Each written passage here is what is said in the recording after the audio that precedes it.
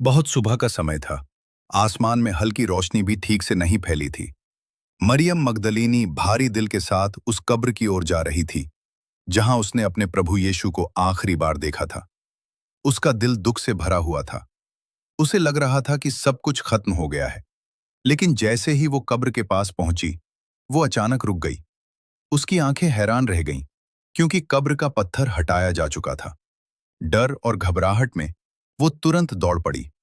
वो पतरस और दूसरे चेले के पास पहुंची और हाँफते हुए बोली, प्रभु को कब्र से कोई ले गया है और हमें नहीं पता कि वे कहाँ हैं। ये सुनते ही दोनों चेले बिना देर किए दौड़ पड़े। उनके दिल में सवाल ही सवाल थे। जब वे कब्र के पास पहुंचे तो उन्होंने अंदर झांक कर देखा। वहां सब कुछ अजीब था। कफन के कपड़े वहीं पड़े थे, लेकिन शरीर वहां नहीं था। सब कुछ शांत था, लेकिन उस शांति में भी एक रहस्य छिपा था। धीरे धीरे वे वापस लौट गए, लेकिन मरियम वहीं खड़ी रही। उसकी आंखों से आंसू रुक ही नहीं रहे थे। रोते रोते उसने एक बार फिर कब्र के अंदर देखा, और इस बार उसने कुछ अलग देखा।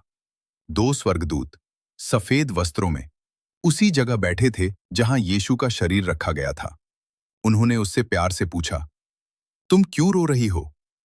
मरियम ने टूटे हुए दिल से जवाब दिया, मेरे प्रभु को कोई ले गया है और मुझे नहीं पता कि वे कहाँ हैं।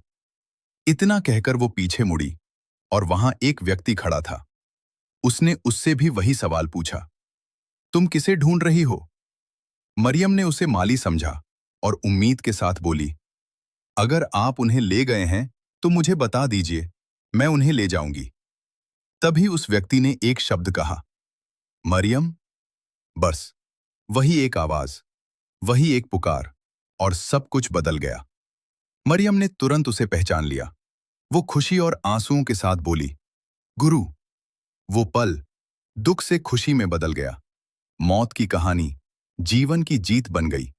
यीशु जीवित थे। उन्होंने मरियम से कहा कि वो जाकर सबको यह खुशखबरी बताए, और मरियम दौड़ पड़ी। अब उसके आंसू दुख के नहीं थे, बल्कि खुशी के थे।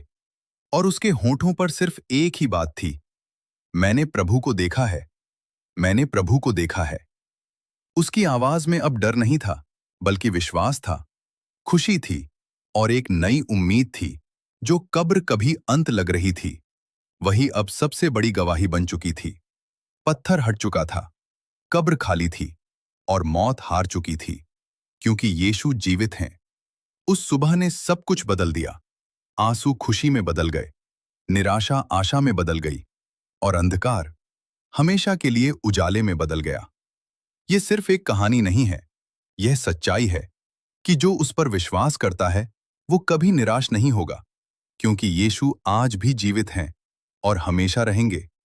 उन्होंने बहुत दुख सहा, अपमान सहा, क्रूस पर बलिदान दिया, लेकिन उनकी कहानी वहीं खत्म नहीं हुई, क्योंकि वो फिर आएंगे, महिमा और सामर्थ के साथ, न्याय करने के लिए, सच्चाई को प्रकट करने के लिए, और हर एक को उसका फल देने के लिए।